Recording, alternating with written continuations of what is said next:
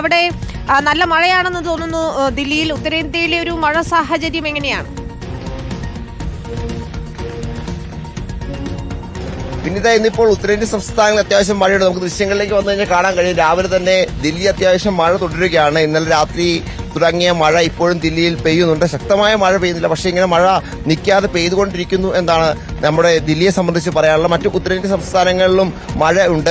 അത്തരത്തിൽ ഹിമാചൽ പ്രദേശ് ആണെങ്കിലും ഹരിയാന ആണെങ്കിലും അതോടൊപ്പം തന്നെ മധ്യപ്രദേശ് അടക്കമുള്ള സംസ്ഥാനങ്ങളാണെങ്കിലും രാജസ്ഥാനിലൊക്കെ മഴയുണ്ട്. പലയിടത്തും വെള്ളക്കെട്ടുകൾ രൂപപ്പെടുന്നു. രാജസ്ഥാനിൽ ജയ്പൂരിലൊക്കെ സിറ്റിയിലൊക്കെ വലിയ തരത്തിൽ വെള്ളക്കെട്ടുണ്ടായിരുന്നു. അതൊക്കെ വലിയ തരത്തിൽ ജനജീവിതത്തെ ബാധിക്കുകയും ചെയ്തു. അതോടൊപ്പം തന്നെ മധ്യപ്രദേശിന്റെ വിവിധ ഇടങ്ങൾ, പ്രത്യേകിച്ച് വിദിശ അടക്കമുള്ള ജില്ലകളിൽ 70ഓളം ആളുകളെ NDRFന്റെ നേതൃത്വത്തിൽ ഈ മഴക്കെടുതിയിൽ നിന്ന്, പ്രത്യേകിച്ച് വെള്ളപ്പൊക്ക മേഖലയിൽ നിന്ന് രക്ഷിച്ചു എന്നടക്കമുള്ള റിപ്പോർട്ടുകൾ അവിടെ നിന്ന് വരുന്നു. ഹിമാചൽ പ്രദേശിൽ മഴ മുന്നറിയിപ്പുണ്ട്. കാരണം കഴിഞ്ഞ ദിവസങ്ങൾക്ക് വലിയ മഴ ഉണ്ടാവുകയും അതിന് പിന്നാലെ വെള്ളപ്പൊക്കം, മണ്ണിടിച്ചിൽ, മേഘവിസ്ഫോടനം ഒക്കെ ഉണ്ടായത് ഹിമാചൽ പ്രദേശിലാണ്. എന്താണെങ്കിലും അതുകൊണ്ട് വലിയ ജാഗ്രത അവിടെ പുലർത്തുന്നുണ്ട്. കാരണം ഇന്നും മഴയും അതോടൊപ്പം മറ്റു തരത്തിലുള്ള അനിഷ്ട സംഭവം ഉണ്ടായിക്കഴിഞ്ഞാൽ വലിയ പ്രതിസന്ധി സംസ്ഥാനത്ത് ഉണ്ടാകും എന്നൊരു ധാരണ അവിടെ ഭരണകൂടത്തിലൂടെ ഉള്ള പശ്ചാത്തലത്തിൽ മുന്നറിയിപ്പുകളുണ്ട്. ഒപ്പം മറ്റു ജാഗ്രതയും പുലർത്തുന്നുണ്ട്. വിനീത, ശരി. ഏതായാലും നോബൽ കൂടുതൽ അപ്ഡേറ്റുകൾക്കായി വീണ്ടും എത്താം. നോബൽ മാരിക്കാരനാണ് ദില്ലിയിൽ നിന്ന് വിവരങ്ങൾ നൽകിയത്.